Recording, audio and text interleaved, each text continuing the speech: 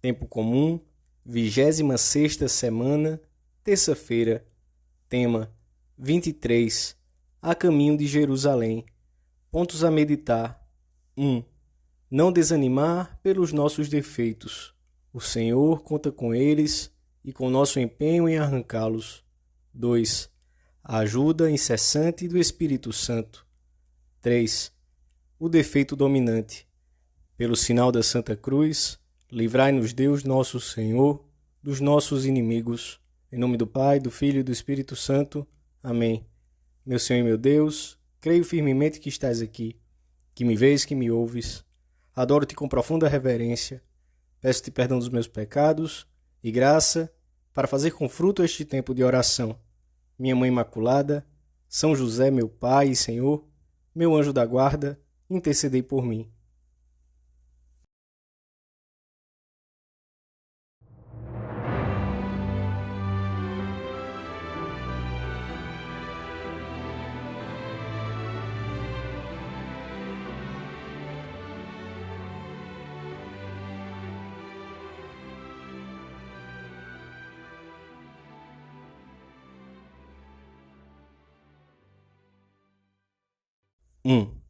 Quando se aproximava a hora de partir deste mundo, Jesus mostrou-se firmemente decidido a ir a Jerusalém. E ao entrar numa cidade de samaritanos, os seus habitantes não o receberam porque dava a impressão de ir a caminho de Jerusalém. O Senhor, longe de tomar qualquer represália contra aqueles samaritanos por não terem tido com ele a menor prova de hospitalidade, não os criticou, mas foram para outra aldeia. Já a reação dos apóstolos foi bastante diferente. Tiago e João propuseram a Jesus: Senhor, queres que mandemos que desça fogo do céu e os consuma? E o Senhor aproveitou a ocasião para ensinar-lhes que é preciso querer a todos, compreender mesmo os que não nos compreendem. Muitas passagens do Evangelho põem a descoberto os defeitos dos apóstolos, ainda por polir, e como vão calando nos seus corações as palavras e o exemplo do Mestre. Deus conta com o tempo e com as fraquezas e defeitos dos seus discípulos de todas as épocas. Poucos anos após o episódio dos samaritanos, São João escreverá: Quem não ama, não conhece a Deus, porque Deus é caridade. Converte-se no apóstolo da caridade e do amor. Sem deixar de ser ele mesmo, o Espírito Santo foi transformando pouco a pouco seu coração. O tema central das suas epístolas é precisamente a caridade. Santo Agostinho, ao comentar a primeira delas, sublinhará que, nessa carta, o apóstolo disse muitas coisas, praticamente todas, sobre a caridade. Foi ele quem nos transmitiu o ensinamento do Senhor sobre o mandamento novo, o mandamento que nos distinguiria como discípulos de Jesus. Junto do Mestre, aprendeu bem que, se nos amamos mutuamente, Deus permanece em nós e a sua caridade é em nós perfeita. A tradição fez chegar até nós alguns pormenores dos últimos anos da vida de São João, que confirmam a solicitude com que o apóstolo cuidou de que fosse mantida a fidelidade ao mandamento do amor fraterno. São Jerônimo conta que, quando os discípulos o levavam às reuniões dos cristãos, pois pela sua idade já não podia ir sozinho, repetia constantemente: Filhinhos, amai-vos uns aos outros. E, como certa vez lhe perguntassem por que sempre dizia o mesmo, respondeu: É o mandamento do Senhor.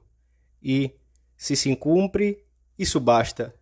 Para nós, que nos vemos cheios de defeitos, é um consolo e um estímulo saber que os santos também os tiveram, mas lutaram, foram humildes e alcançaram a santidade, chegando até a sobressair, como vemos no caso de São João, naquilo em que pareciam estar mais longe do Espírito de Cristo.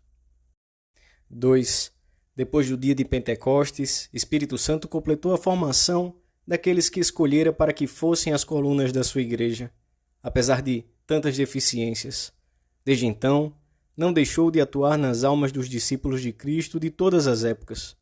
As suas inspirações são às vezes instantâneas como um relâmpago. Sugere-nos, no íntimo da alma, que sejamos generosos em mortificar-nos numa pequena coisa, que tenhamos paciência na adversidade, que guardemos os sentidos. Numas ocasiões, atua diretamente, sugerindo, inspirando. Noutras, falo através dos conselhos que recebemos na direção espiritual ou de um acontecimento, do exemplo de uma pessoa, da leitura de um bom livro. Ele quer situar no edifício da minha vida a pedra que convém colocar neste ou naquele momento preciso e que é reclamada, digamo-lo assim, pelo projeto do edifício, conforme o estado atual da construção, do grande projeto que Deus tem acerca da nossa vida e que não quer levar a cabo sem a nossa colaboração. E tudo está ordenado, umas vezes permitido, outras enviado pelo nosso Pai Deus, para que alcancemos a santidade, o fim para o qual fomos criados e que consiste na nossa plena felicidade aqui na terra e depois, por toda a eternidade, no céu. Também a dor, o sofrimento ou o fracasso que Deus permite estão orientados para esse fim mais alto, que nunca devemos perder de vista, porquanto esta é a vontade de Deus, a vossa santificação.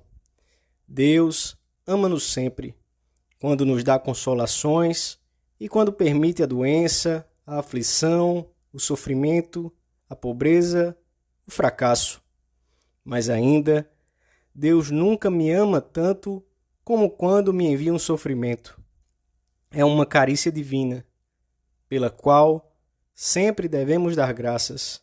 São Lucas fala-nos na passagem do Evangelho que meditamos da decisão com que Cristo se dirigia a Jerusalém, onde o esperava a cruz.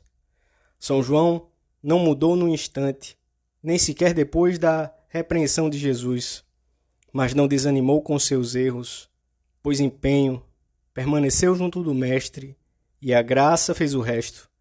Isto é o que o Senhor nos pede, quando, no anoitecer da vida, o apóstolo recordasse esse e muitos outros episódios em que se encontrava bem longe do espírito do seu Mestre, viria também à sua memória a paciência de que Jesus usara com ele, às vezes em que tivera de recomeçar, e isso o ajudaria a amar mais aquele que, numa tarde inesquecível, o chamara para que o seguisse.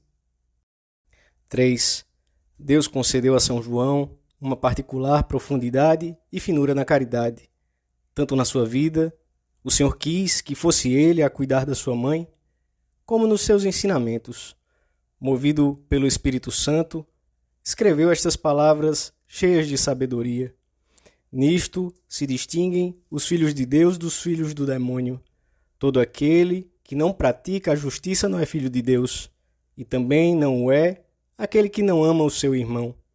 Como estamos longe daquele espírito duro e intransigente que queria fazer descer fogo do céu sobre as cidades que não tinham querido dar ouvidos à mensagem do Senhor. Não devemos desanimar diante dos nossos erros e fraquezas. O Senhor conta com eles, com o tempo, com a graça e com os nossos desejos de lutar. Mas, para combatermos com eficácia na vida interior, devemos conhecer bem aquilo que os autores espirituais chamam o defeito dominante.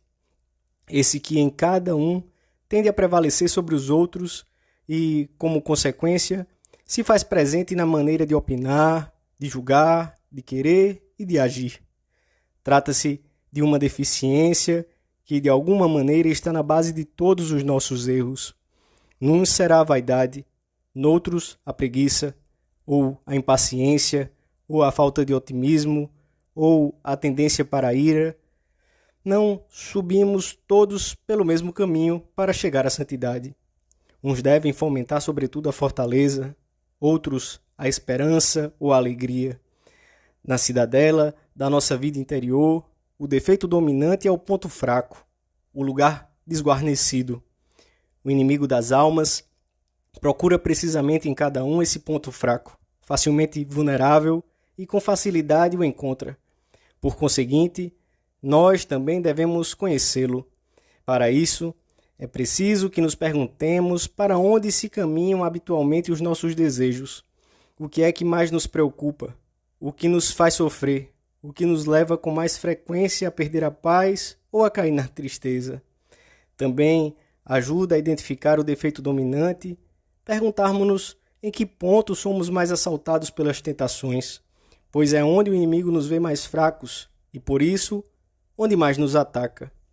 Para progredirmos no combate ao defeito dominante, além de conhecermos bem esse ponto fraco, devemos pedir sinceramente a Deus a sua graça para vencê-lo. Afasta de mim, Senhor, o que me afasta de ti. Repetiremos em incontáveis ocasiões. E depois temos de fazer um propósito firme de não pactuar nunca com essa falha do nosso caráter e aplicar-lhe o exame particular. Um exame breve e frequente que nos dirá se estamos lutando seriamente com metas de superação concretas e aproveitando as ocasiões para adquirir a virtude oposta ao nosso defeito. Com o exame particular, tens de procurar diretamente adquirir uma virtude determinada ou arrancar o defeito que te domina. Em Maria, nossa mãe, encontraremos sempre a paz e a alegria para caminharmos até o Senhor, pois o nosso caminhar deve ser alegre, como o da Virgem, mas, como o dela, passando pela experiência da dor, pelo cansaço do trabalho e pelo claro escuro da fé. Caminhemos, levados pela mão por Maria, a cheia de graça.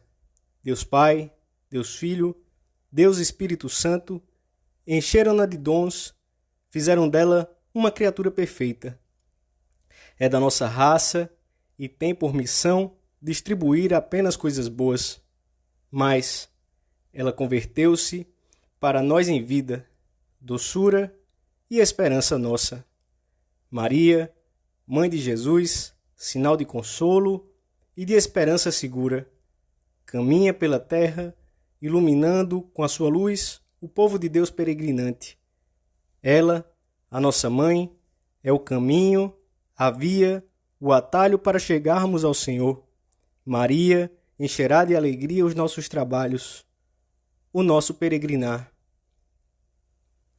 Dou-te graças, meu Deus, pelos bons propósitos, afetos e inspirações que me comunicaste nesta meditação. Peço-te ajuda para os pôr em prática. Minha Mãe Imaculada, São José, meu Pai e Senhor, meu anjo da guarda, intercedei por mim.